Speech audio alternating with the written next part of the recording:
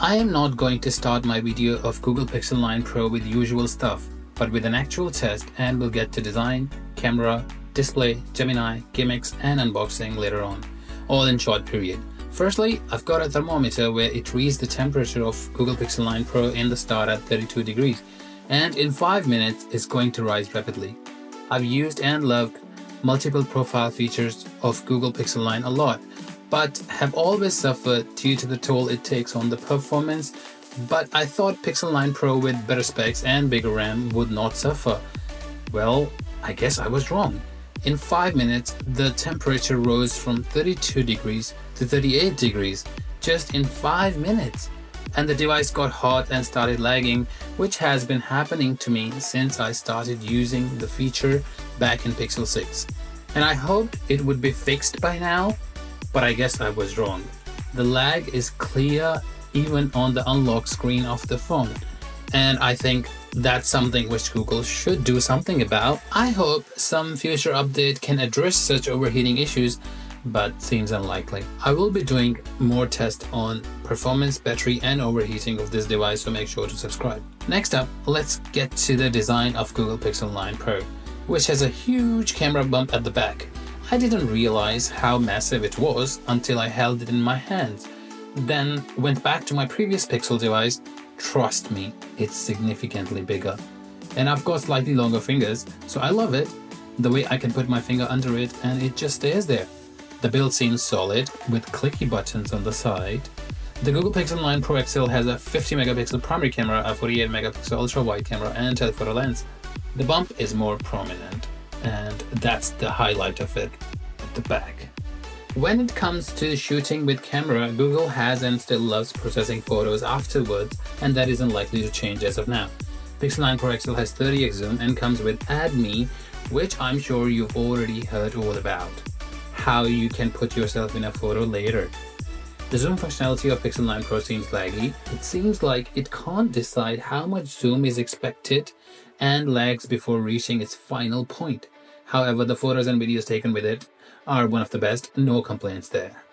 Pixel 9 Pro has 3000 nits Super Extra display, and when compared with previous gen Pixel of about 1100 nits, difference is clear. Even under sun, you won't have any problem using it, but might need to switch to 100% brightness for better usability. I love the crisp display. Even with the dimmer wallpapers, you can see everything clearly. The feature I was eagerly waiting for was the new fingerprint sensor, but it does not work as good as the Samsung's ultrasonic fingerprint sensor, because for this to work well, it has to be on display already, which is a bummer. Now to the AI, or should I say Gemini, which Google has been pushing all the way despite crash demo of it during the event, where they ended up doing the successful demo on Samsung's device. But you do get special features. Firstly, you get a studio app where you can give it a prompt and it will generate the requested image for you. I've used OpenAI for this, but this app is really fast and you can add stickers and text to generated images as well.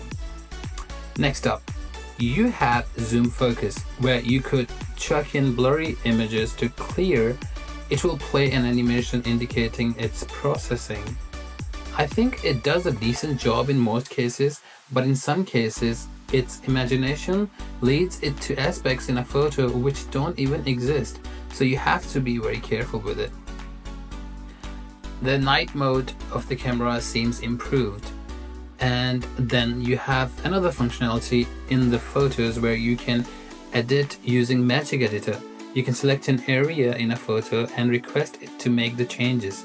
I asked it to give huge white wings to my cat. It did give wings which weren't huge, but along the way it changed my cat, which indicates it's pasting random stuff and isn't matured enough to fully identify the objects or whatever you have selected and do the thing you are asking it to do. I don't know how long or how much Google is going to support thermometer apps gimmick, but now it can detect temperature of living beings with temperature sensors at the back. Of course, it's not recommended to use these readings as source of truth. I tested it on my cat and on my hand, where it just gives readings. I don't know what to make of it. Here is a quick unboxing video of what I've received with this device and a Pixel poster which I got in the order.